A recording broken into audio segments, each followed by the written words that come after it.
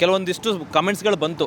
So ನೀವು ಮಾಧ್ಯಮದವರು ಸುಳ್ಳು ಸುದ್ದಿಯನ್ನು ಹಬ್ಬಿಸ್ತಾ ಇದ್ದೀರಾ, ಸೊ ನಮ್ಮ ಕಂಪನಿ ಮೇಲೆ ಅಲಿಗೇಷನ್ ಮಾಡ್ತಾ ಇದ್ದೀರಾ, ಯಾವುದೇ ಪುರಾವೆಗಳಿಲ್ಲದೆ ಮಾಧ್ಯಮದವರು ಸುಳ್ಳು ಸುದ್ದಿ ಹಬ್ಬಿಸ್ತಾ ಇದ್ದೀರಾ ಅಂತ ಒಂದು ಕಮೆಂಟ್ಸ್ ಬಂತು. ಮತ್ತು ಅವ್ರದ್ದೇ ಒಂದು ಯೂಟ್ಯೂಬ್ ಚಾನಲ್ಗಳಲ್ಲಿ ನಮ್ಮ ಮಾಧ್ಯಮಗಳ ಇದು ವಿಷಯದಲ್ಲಿ ಅವ್ರು ಇದು ಮಾಡಿದ್ದಾರೆ. ಸೊ ಅವ್ರಿಗೆ ಈಗಲೂ ಮುಕ್ತವಾದ ವೇದಿಕೆಯನ್ನು ಕೊಡ್ತಾ ಇದ್ದೀವಿ ನಿಮ್ಮ ಕಡೆಯಿಂದ. ಈಗ ಇವ್ರು ನಮಗೆ ಪುಟ್ಟೇಗೌಡರು ಬೇರೆ ಅಲ್ಲ, ನೀವು ಬೇರೆ ಅಲ್ಲ, ನಮಗೆ ಜನಗಳಿಗೆ ಅನ್ಯಾಯ ಆಗಬಾರ್ದು ಅನ್ನೋದು ಅಷ್ಟೇ ಉದ್ದೇಶ. ಇಲ್ಲೇನು ಪುಟ್ಟೇಗೌಡರು ಕರೆದ್ರು ಅಥವಾ ನೀವು ಕರೆದ್ರಿ ಅನ್ನೋದಲ್ಲ.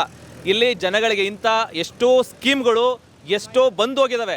ಸೊ RMP ಅನ್ನೋದಾಗಿರ್ಬೋದು, ಅಗ್ರಿಗೋಲ್ಡ್ ಅಂತ ಎಷ್ಟೋ ಜನರನ್ನ ದುಡ್ಡನ್ನ ಲೂಟಿ ಮಾಡಿಕೊಂಡು ಎಷ್ಟೋ ಜನಕ್ಕೆ ನಾಮ ಹಾಕಿ ಹೋದ್ರು. ಇದನ್ನು ಹೆಸರು ಹೇಳಿದ್ರೆ ನೆನಪಾಗುತ್ತೆ, ಹೌದಲ್ವಾ ನಾನು ಕಟ್ಟಿದ್ದೆ ಅಲ್ವಾ ಅಂತ ಪ್ರತಿಯೊಬ್ಬರಿಗೂ ನೆನಪಾಗುತ್ತೆ. ಎಷ್ಟೋ ಜನ ಜೊತೆಗೆ ನನ್ನ ಜೊತೆ ಇದ್ದಂಥವ್ರು ಎಷ್ಟೋ ಒಂದು ಕಂಪ್ನಿಗಳಿಗೆ ದುಡ್ಡು ಕಟ್ಟಿ ಕಳ್ಕೊಂಡಿರೋಂಥ ನಿದರ್ಶನಗಳನ್ನ ನೋಡಿದ್ದೀನಿ. ಸೊ ಈ ರೀತಿ ನೆಕ್ಸ್ಟು ಆಗಬಾರ್ದು ಅನ್ನೋ ಉದ್ದೇಶದಿಂದ ನಾವು ವಿಡಿಯೋ ಮಾಡ್ತಾ ಇರೋದು ಬಿಟ್ಟರೆ ಬೇರೆ ಯಾರ ಎದುರಿಸೋದಾಗಲಿ ಅಥವಾ ಯಾರಿಗೆ ಬೆದರಿಕೆ ಕೊಡೋದಾಗಲಿ ಯಾವ ವಿಚಾರಕ್ಕೂ ಅಲ್ಲ. ಜನಗಳ ದುಡ್ಡು ಉಳಿದುಕೊಳ್ಳಿ. ಅಟ್ಲೀಸ್ಟ್ ಇಲ್ಲಿವರೆಗೂ ಪಂಗನಾಮ ಹಾಕಿರೋಂಥದ್ದು ಸಾಕು. ಇನ್ನು ಮುಂದೆ ಆದರೂ ಜನಗಳ ದುಡ್ಡು ಜನ ಹತ್ರನೇ ಇರಲಿ, ಇವು ಕಂಪ್ನಿಗಳ ಜೇಬಿಗೆ ಹೋಗೋದು ಬೇಡ ಅನ್ನೋ ಒಂದು ಉದ್ದೇಶದಿಂದ ವಿಡಿಯೋ ಮಾಡ್ತಿದ್ದೀವಿ. ನಿಮಗೆ ಅಷ್ಟು ಲೀಗಲ್ ಇದ್ದರೆ, ನೀವು ಲೀಗಲ್ಲೇ ಆಗಿದ್ರೆ ಬನ್ನಿ, ನಿಮಗೂ ವೇದಿಕೆ ಕೊಡ್ತೀವಿ, ನೀವು ಮಾತಾಡಿ. ಇದೇ ವೇದಿಕೆಯಲ್ಲಿ ಇದೇ ಮೈಕ್ ಇಟ್ಕೊಂಡು, ಈ ಮೈಕ್ಗಳನ್ನ ಇಟ್ಕೊಂಡು ನೀವು ಮಾತಾಡಿ. ಬನ್ನಿ, ಇವ್ರನ್ನ ಪಕ್ಕಕ್ಕೆ ನಿಂತ್ಕೊಂಡು ವಾದ ಮಾಡಿ. ಅದು ಬಿಟ್ಬಿಟ್ಟು ಸುಮ್ಮನೆ ನಿಮ್ಮದೇ ಒಂದು ಯೂಟ್ಯೂಬ್ ಚಾನಲ್ಗಳಲ್ಲಿ ಸುಳ್ಳು ಸುದ್ದಿ ಹಬ್ಬಿಸ್ತಾ ಇದ್ದಾರೆ, ನೀವು ಇದನ್ನು ನಂಬಬೇಡಿ ಅಂದರೆ ಇದು ಏನಾಗಿದೆ? ಚೈನ್ ಲಿಂಕ್ ಅಂದರೆ ಸಿಂಪಲ್ ಇಷ್ಟೇ. ಇಲ್ಲಿ ಅವರು ಒಂದು ಸಲ ಜಾಯಿನ್ ಆಯ್ತು ಅಂದರೆ ಅವನೇ ಕಂಪ್ನಿ ಓನರ್ ಥರ ಪ್ರೌಡ್ ಫೀಲ್ ಮಾಡ್ತಾನೆ. ಯಾಕೆಂದ್ರೆ ನಾನು ಒಂದು ಸಲ ಜಾಯಿನ್ ಆದರೆ ನಾನೊಂದು 10 ಜನ ಪುಸ್ಲಾಯಿಸ್ಬೇಕು. ಬನ್ನಿ ಕಂಪ್ನಿ ಅವ್ನು ಯಾರೋ ಹೇಳ್ತಾನೆ, ನೀವು ತಲೆ ಕೆಡಿಸ್ಕೋಬೇಡಿ, ಅದಕ್ಕೆಲ್ಲ ಇದಾಗಬೇಡಿ, ಅವ್ನು ಯಾರೋ ಹೇಳ್ಕೊಳ್ಳಿ, ಅದೆಲ್ಲ ಸುಳ್ಳು ಸುದ್ದಿ.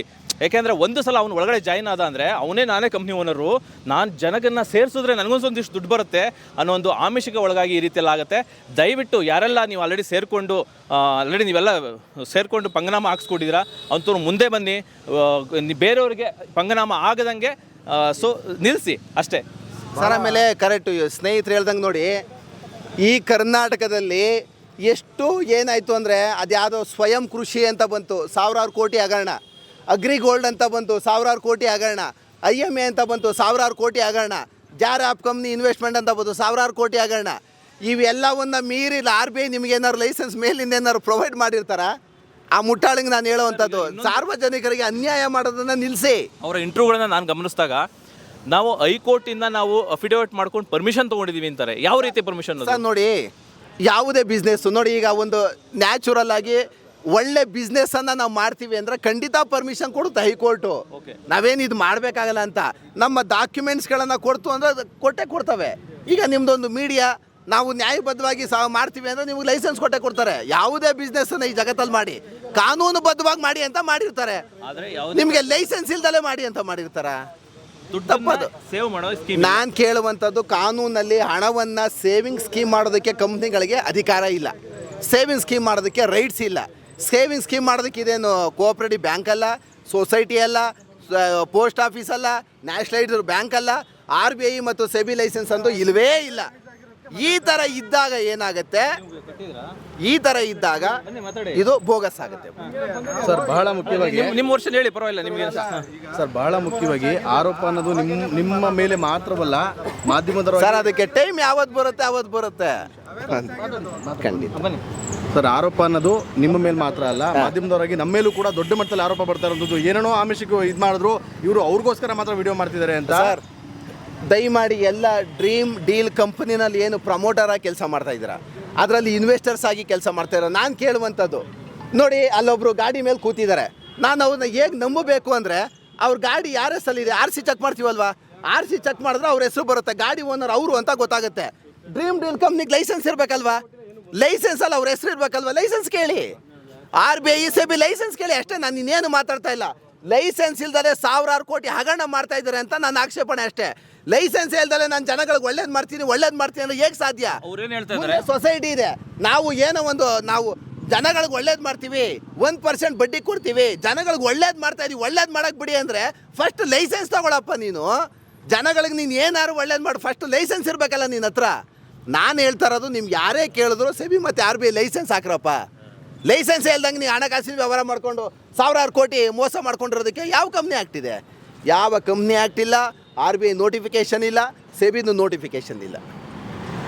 ಸರ್ ಸ್ನೇಹಿತರೆ, ನಾವು ಹೇಳೋದು ಇಷ್ಟೇ, ದಯಮಾಡಿ ಸತ್ಯತೆಯನ್ನು ಭಾಳ ಮುಖ್ಯವಾಗಿ ತಿಳ್ಕೊಬೇಕಾಗುತ್ತೆ. ನಾವು ಕೂಡ ನೆನ್ನೆ ವಿಡಿಯೋ ಮಾಡಿದಾಗ ಅಂದ್ರಳ್ಳಿ ಒಂದು ಶಾಖೆಯಲ್ಲಿ ದೊಡ್ಡ ಮಟ್ಟದಲ್ಲಿ ವೈರಲ್ ಆಗಿತ್ತು. ಅದಾದ ನಂತರ ಸಾಕಷ್ಟು ಜನ ಅವರವರೇ ಯಾರ್ಯಾರು ಈ ಒಂದು ಮೋಸಕ್ಕೆ ಒಳಗಾಗಿದ್ರು ಅಂಥವ್ರು ಸಾಕಷ್ಟು ಜನ ನಮಗೆ ಪರ್ಸ್ನಲಿ ಮೆಸೇಜ್ ಮಾಡಿರುವಂಥದ್ದು, ಏನೋ ನಮಗೆ ಸ್ಕ್ರೀನ್ಶಾಟ್ಗಳು ಕಳಿಸಿರುವಂಥದ್ದು, ಇದು ನಾವು ಕೂಡ ಮೋಸ ಹೋಗಿದ್ದೀವಿ ಅಂತ.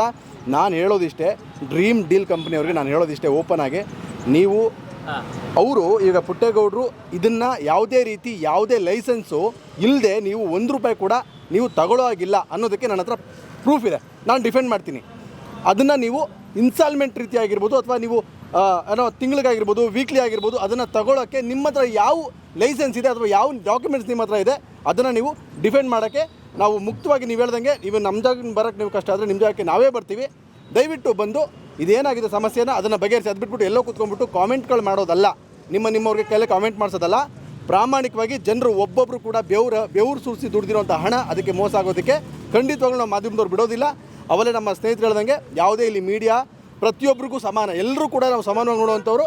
ನ್ಯಾಯ ಯಾರ ಕಡೆ ಇತ್ತವ್ರು ಅವರೇ ಗೆಲ್ತಾರೆ ಅಂತ ಹೇಳಕ್ಕೆ ಇಷ್ಟಪಡ್ತೀನಿ. ಅವ್ರ ಹತ್ರ ದಾಖಲೆಗಳಿದೆ, ಅದಕ್ಕೋಸ್ಕರ ನಾವು ಬಂದಿದ್ದೀವಿ. ಒಂದು ವೇಳೆ ನಿಮ್ಮ ಹತ್ರ ದಾಖಲೆ ಇದ್ರೆ ನಿಮ್ಮ ಹತ್ರನೇ ನಾವು ಇದೀವಿ. ಬನ್ನಿ ಸರ್. ಏನು ಹೇಳಿ? ಇಲ್ಲ, ನಾವು ಕಟ್ಟಿದ್ದೀವಿ, ಸ್ನೇಹಿತರು ಅಂದ್ಬಿಟ್ಟು ಕಟ್ಟಿದ್ದೀವಿ ಅಷ್ಟೇ. ಅದರಿಂದ ಮೋಸ ಆಗಿದೆ ಅಂತ ಏನಿಲ್ಲ. ಈಗ ಆಸ್ ಎ ಫ್ರೆಂಡ್ ಆಗಿ ಕಟ್ಟಿದ್ದೀವಿ ಅಷ್ಟೇ.